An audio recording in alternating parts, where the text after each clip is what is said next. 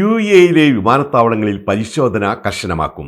European രാജ്യങ്ങളിലേക്കും മറ്റുമുള്ള അനധികൃത മനുഷ്യക്കടത്തിന് UAE വിമാനത്താവളങ്ങൾ ഉപയോഗപ്പെടുത്തുന്നത് തടയുക എന്ന ലക്ഷ്യത്തോടെയാണ് യാത്രക്കാരെ വിമാനത്താവളങ്ങളിൽ പ്രത്യേക നിരീക്ഷണത്തിന് വിധേയമാക്കുന്നത്.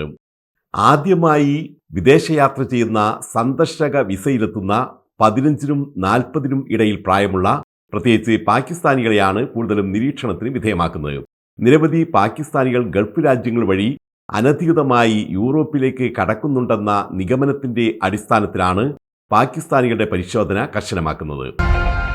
US പ്രസിഡന്റ് ഡൊണാൾഡ് ട്രംപിന്റെ വ്യവസായ നയങ്ങളിലെ അനിശ്ചിതത്വം UAE വിപണിയിലും പ്രതിഫലിച്ചു തുടങ്ങി. സ്വർണ്ണവിലയിൽ കുതിപ്പ്.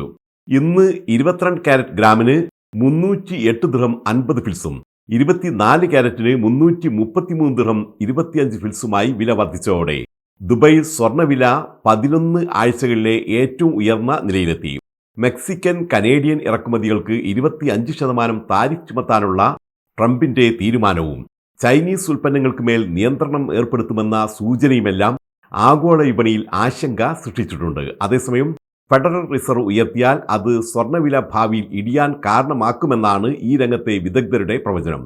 ഇസ്രയേൽ ഹമാസ് വെടിനിർത്തൽ കരാർ നിലവിൽ വന്നതോടെ മിഡിൽ ഈസ്റ്റ് മേഖലയിലെ രാഷ്ട്രീയ അനിശ്ചിതത്വം ഇല്ലാതായത് ഭാവിയിൽ സ്വർണ്ണവില ഇടിയാൻ കാരണമാകുമെന്നാണ് വിലയിരുത്തപ്പെടുന്നത്.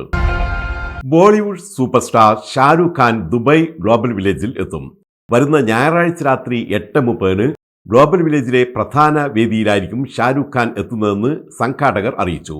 ദുൽഖർ സൽമാൻ, മീനാക്ഷി ചൗധരി, വരുൺ ധവാൻ തുടങ്ങി നിരവധി ജനപ്രിയ താരങ്ങളാണ് ഗ്ലോബൽ വില്ലേജിന്റെ പ്രധാന വേദിയിൽ ഇതിനോടകം ഈ സീസണിൽ എത്തിയിട്ടുള്ളത്. ഇതിന്റെ തുടർച്ചയായാണ് ബോളിവുഡിലെ ബാദുഷ എന്നറിയപ്പെടുന്ന ഷാരൂഖ് ഖാനും ഗ്ലോബൽ വില്ലേജിൽ സന്ദർശകർക്ക് മുന്നിൽ എത്തുന്നത്.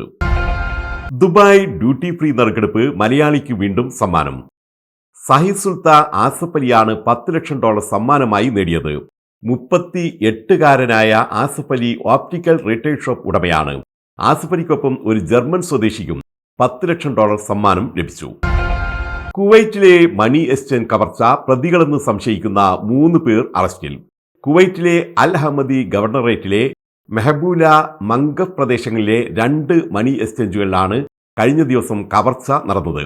മുഖംമൂടി ധരിച്ച പ്രതികൾ കളിത്തോക്ക് കാട്ടി ജീവനക്കാരെ ഭീഷണിപ്പെടുത്തിയാണ് പണം കവർന്നത്. ഇതിൽ മെഹബൂല മണി എക്സ്ചേഞ്ചിൽ നടന്ന കവർച്ചയിൽ കൊണ്ടുപോയ പണവും കളിത്തോക്കും കണ്ടെത്തിയിട്ടുണ്ട്. സൗദി അറേബ്യയിലെ ജുബൈലിൽ ഇന്ത്യക്കാരനെ മകൻ കഴുത്ത് ഞെരിച്ചു കൊന്നു. ഉത്തർപ്രദേശുകാരനായ ശ്രീകൃഷ്ണ ഭൃഗുനാഥ് യാദവാണ് കൊല്ലപ്പെട്ടത്. ലഹരിക്കടിമയായ മകൻ കുമാർ യാദവിനെ അതിൽ നിന്നും മോചിപ്പിക്കുന്നതിനായി 1.5 മാസം മുമ്പാണ് പിതാവ് സൗദിയിലേക്ക് കൊണ്ടുവന്നത്. കുമാർ യാദവ് പിതാവിന്റെ കണ്ണുകൾ ചുഴ്ന്നെടുത്ത് കഴുത്ത് ഞെരിച്ച് കൊല്ലുകയായിരുന്നു. സൗദി അറേബ്യയിലെ റിയാദിൽ ആലുവ സ്വദേശി കുഴഞ്ഞു വീണ് മരിച്ചു. ആലുവ തോട്ടുമുക്കം സ്വദേശി ഷൗക്കത്ത് അലി പൂക്കോയത്തങ്ങളാണ് മരിച്ചത്. 54 വയസ്സായിരുന്നു. പ്രഭാത സവാരിക്കിടെ കുഴഞ്ഞു വീണ ഷൗക്കത്ത് അലിയെ ആശുപത്രിയിൽ എത്തിച്ചെങ്കിലും ജീവൻ രക്ഷിക്കാനായില്ല. മെഹഫിൽ ഇന്റർനാഷണൽ ദുബൈയുടെ മെഹഫിൽ മേരെ സനം സീസൺ 3 വരുന്ന ഞായറാഴ്ച വൈകുന്നേരം 6 മണി മുതൽ നടക്കും. ദുബായ് കരാമയിലെ ഫിഷ് മാർക്കറ്റ് റോഡിലെ സുൽഫി മീഡിയ ഇവന്റ്സ് ഹാളിൽ നടക്കുന്ന പരിപാടിയിൽ ചെറുകഥ, മ്യൂസിക് ആൽബം വിജയികൾക്കുള്ള പുരസ്കാരങ്ങൾ വിതരണം ചെയ്യും. തുടർന്ന് വിവിധ കലാപരിപാടികളും അരങ്ങേറും.